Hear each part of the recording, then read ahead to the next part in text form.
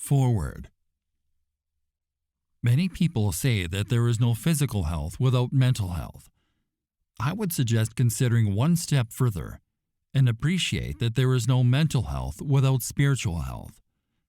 I am a physician specializing in addiction, mental health, chronic pain, and occupational health.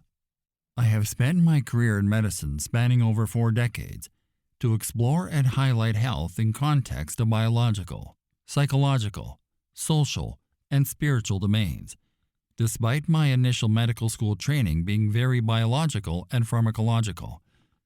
Although I have taken time to explore all the major religions around the world, my interest in the spiritual domain is more based in physics, from the perspective that everything in our universe has the same basic building blocks of energy and matter, and the unified field in physics is reflected in individual and collective consciousness.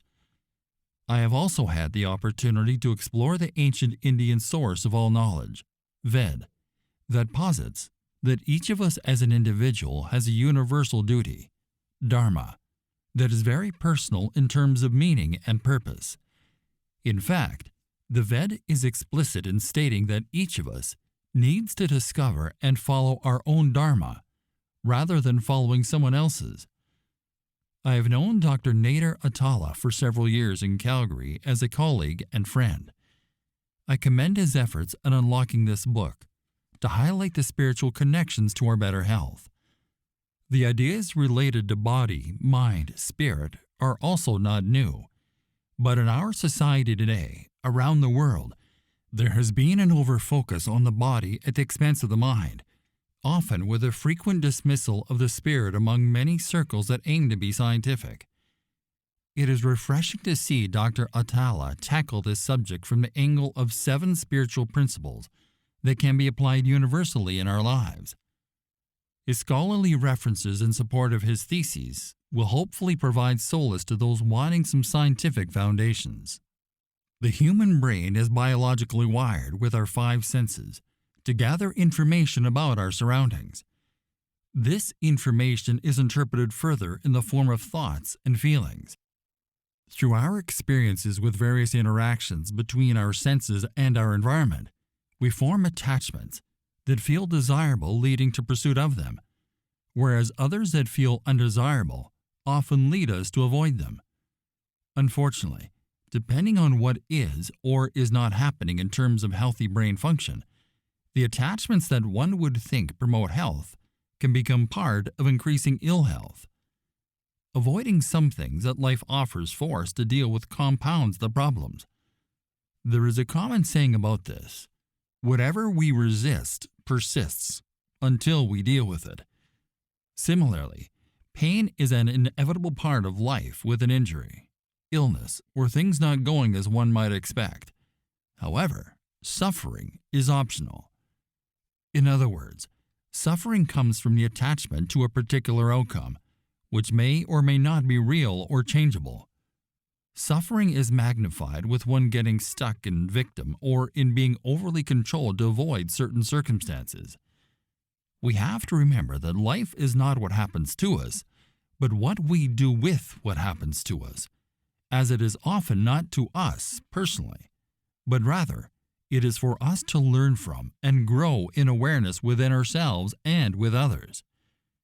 Expansion of awareness and healthy connection with others is needed to take an honest look at our attachments, judgments, thoughts, and feelings that color our interactions with ourselves on the inside and others on the outside. The quality of our relationship with ourselves and our inner dialogue has a direct impact on how we perceive people, places, and things, thus affecting everything from a very personal perspective. This can work to our advantage if all is functional and focused on health and well-being. However, it can work against us if our brain is giving us misinformation and/or it gets stuck in expectations, attachment to outcome, and/or fighting to prevail, which is a common phenomenon among those who suffer with addiction and mental health issues. The 7 spiritual principles that Dr. Atala explores in this book are universal and can be applied in any context cross-culturally around the world. As much as hope and faith are discussed at the end, I hope the readers will take a circular view of these principles, such that it would be helpful to begin approaching even the first principle of non-attachment with some hope and faith. Accepting the world as it is, rather than what we may think it should be, enhances our experience of it. It is only then we can choose to or choose not to engage in endeavors that are healthy or unhealthy for us, and leave behind those that are potentially unhealthy and harmful to us and others. We need a lot of self-exploration in terms of love for ourselves and others unconditionally to find serenity and peace in our inner lives that can then radiate out. Love is truly a multifaceted emotion that Dr. Hajela explores in detail in the chapter on unconditional love. We all have innate interests and talents that we develop through our lives that serve us well if we are able to maintain perspective on what is and what is not in our control. We can invest in what can influence and change only after we have a sense of the natural forces around us and have acceptance of what we cannot change. Most of all, everything that life brings our way needs to be accepted with gratitude.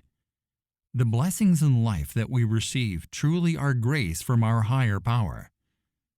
Through this book, Dr. Hajela encourages you, the reader, to take an exploratory journey that will help you discover your spirituality, your connection to a higher power, from a deeply personal and observer perspective.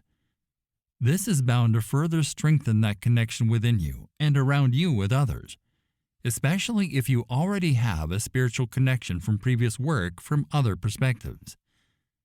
I'm grateful to be invited to write this foreword as an appetizer to interest you and inspire you to explore the real you for better spiritual and mental health. I wish Dr. Hajela and all the readers of this work, who will apply these 7 principles in their lives, all the best for an honest spiritual journey that will bring lasting inner peace and contentment. Dr. Hajela, MD, MPH, CCFP, AM, FCFP, Consultant, Addiction Medicine, Mental Health, and Occupational Health, President and Medical Director of Health Upwardly Mobile, Inc., Clinical Professor, Cummings School of Medicine, University of Calgary.